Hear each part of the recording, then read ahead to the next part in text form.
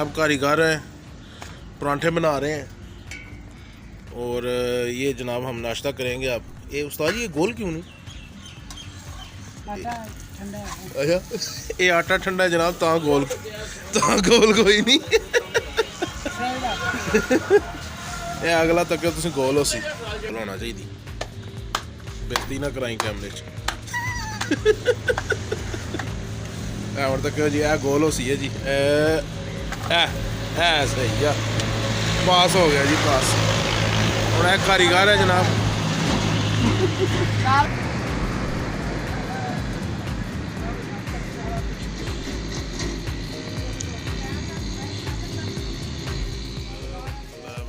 जनाब क्या हाल है जनाब, तमाम भाइयों क्या। अच्छा जी अब जौन सा जनाब हमारा अगला टूर है ना वो हिमालय की तरफ है, तो हम उधर से हम निकले हैं अब उकाड़ा के रास्ते में। अभी नेपालपुर क्रॉस किया हमने, उकाड़ा के रास्ते में फिर आगे से साहिवाल चीचा वतनी पे हम रिजवान भाई हैं हमारे लाहौर से आ रहे हैं, उनका इंतज़ार करेंगे, उनसे उनको पिक करके हम हिमालय की तरफ निकलेंगे। उससे पहले हम ये जनाब सुबह का नाश्ता जो सा एक ढाबा सा है छोटा सा रोड के ऊपर,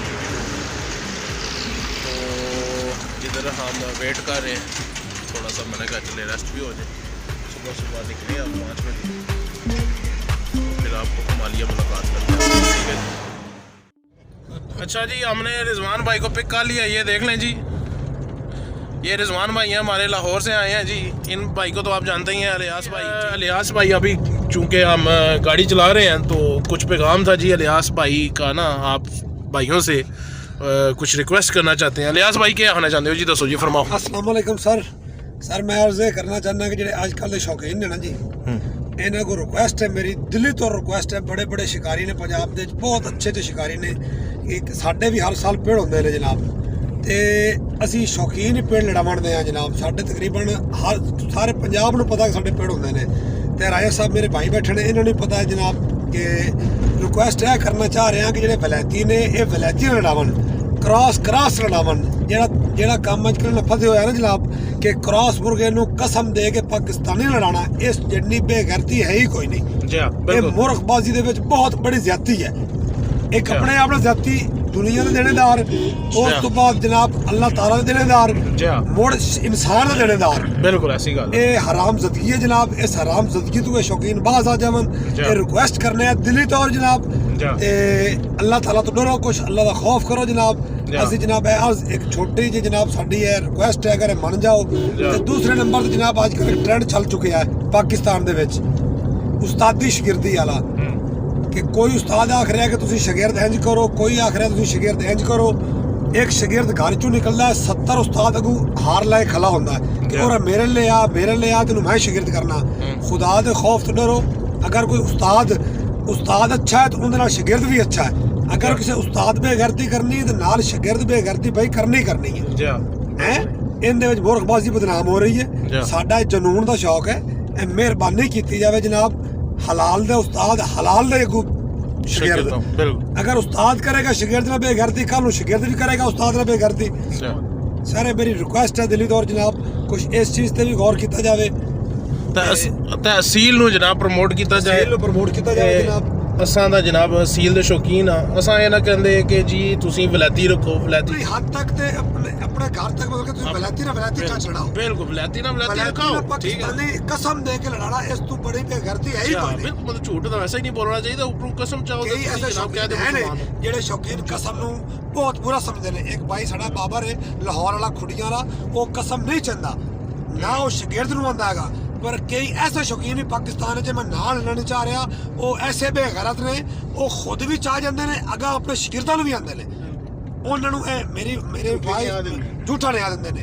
मैं ना नहीं लेना चाह रहा। अगर उन्हें मेरा इंटरव्यू वेख्या या वीडियो वेखी, वो समझ असल वो फितरती तौर कमीने ते बेगैरत इंसान है जनाब।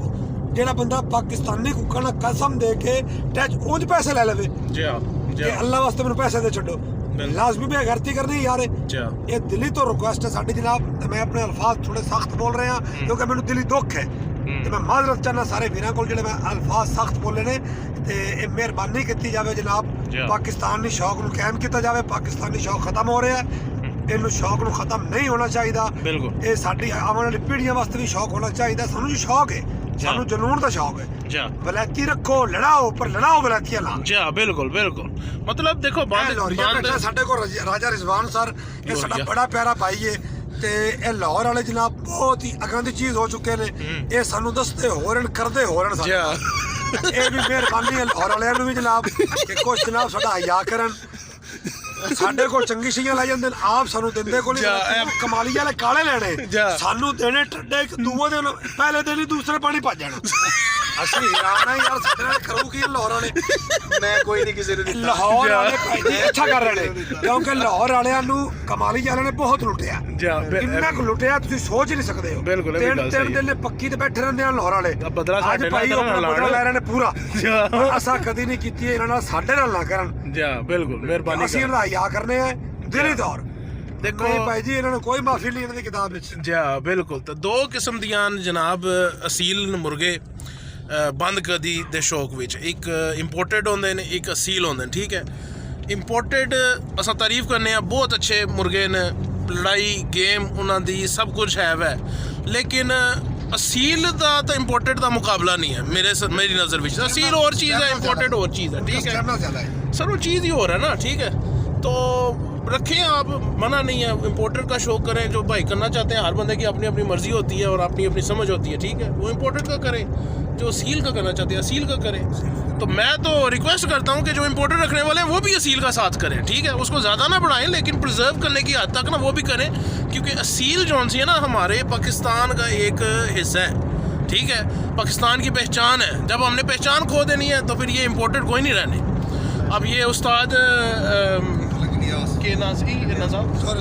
उस्ताद रशीद साहब ने बात फरमाई है ठीक है कि जितने भी इम्पोर्टेड पास हो रहे हैं ना उनकी बेस असीलों की है ठीक है जो कामयाब है तो जब आपने असील की बेस ही ख़त्म कर देनी है तो फिर आपने बेस कौन सी यूज़ करनी है इम्पोर्टेड में फिर इम्पोर्टेड किस काम के वो तो फिर देसी बन जाएंगे ठीक है तो अपनी बेस को बनाएं फिर कायम रखें और शो करें जी ठीक है जी फी मानला जी अगर किसी भाई को कोई भी बात से इतराज़ हो मेरी तरफ से जी तुसी माजर करो जी ठीक है सर साडी कोई गल किसी शिकारी ਨੂੰ बुरी लगी होवे 100% ਤਾਂ ਬੁਰੀ ਗੱਲ ਕੀਤੀ ਕੋਈ ਨਹੀਂ ਜਨਾਬ ਅਸਾਂ ਬਿਲਕੁਲ ਜਲਣ ਬਾਤ ਕੀਤੀ ਕਿਉਂਕਿ ਅਸੀਂ 20 ਸਾਲ ਤੋਂ ਇੰਟਰ ਆਏ ਪੇੜ ਲੜਾ ਰਹੇ ਆ ਮੈਂ ਪਾਕਿਸਤਾਨ ਦਾ ਹਰ ਪੇੜ ਦੇਣਾ ਜਨਾਬ ਤੇ ਸਾਰੇ ਸ਼ੌਕੀਨ ਮੈਨੂੰ ਜਾਣਦੇ ਨੇ ਮੈਂ ਸਾਰੇ ਸ਼ੌਕੀਨਾਂ ਨੂੰ ਜਾਣਨਾ ਮੈਂ ਬਿਲਕੁਲ ਕੋਈ ਬੁਰੀ ਗੱਲ ਨਹੀਂ ਕੀਤੀ ਮੈਂ ਜਲਣ ਬਾਤ ਕੀਤੀ ਹੈ ਤੇ ਚਲੋ ਅਗਰ ਕਿਸੇ ਵੋਟ ਵੀ ਦਿਲ ਆਜ਼ਾਰੀ ਹੋਈ ਹੈ ਜਨਾਬ ਤੇ ਮੈਂ ਮਾਜ਼ਰਤ ਚਾਹਨਾ ਜਨਾਬ